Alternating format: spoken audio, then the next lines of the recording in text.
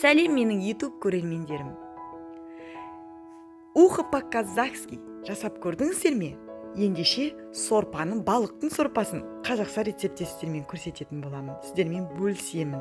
Жұмасына бір рет міндетті түрде мен отбасыма осы А витаминін үнемі пісіріп жасап беріп отырамын. Өте дәмді болып шығады. Менімен бірге жасаңыздар. Мен ментай балығын алдым. Яғни тазарттым, жудым, как положено, басын аламын, және ең жағына құйрығын алып тастаймын. Құйрығын ұшын алып тастаймын.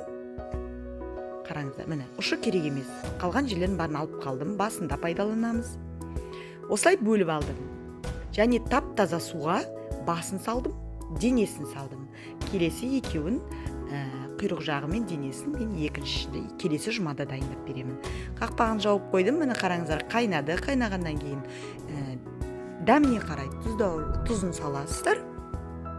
Өзіңіздің қалауыңызды спец қосуға болады, бірақ қоспағандарыңыз дұрыс. Тұз қостым, мен тек қана болды. Және көпірігін алдым. Балығымыз пісті. Балығымыз піскеннен кейін балығымызды аламыз. Содан кейін сорпамызды, білесіздер, балықтың ішінде қылқан болады. Міндетті түрде сүзіп аламыз. Сорпамыз таза болсын десеңіз, спокойно ішем десеңіздер, балалардың тамағына кетіп қалмасын десеңіздер, міндетті түрде сорпаңызды сүзіп алыңыз.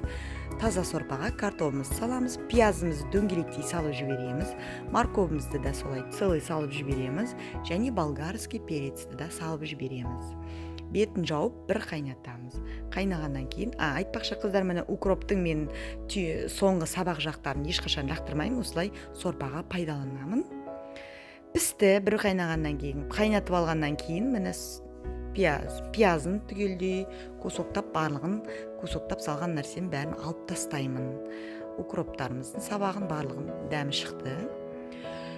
Күрішімізді бұқтырып аламыз. Бұқтырғаннан кейін дайын күрішімізді сорпаға саламыз. Үстіне балықтың етін де салып жібереміз. Қараңыздар. Енді сорпамыздың иісі күшті шығып жатыр. Қараңыздар, түсі қандай керемет, әдемі. Бір болгарский перец салам. Лавровый лист салдым. Болды, бетін жауып қойдым, қайнады. Керемет, дайын болып пісті. Қыздар, қараңыздар.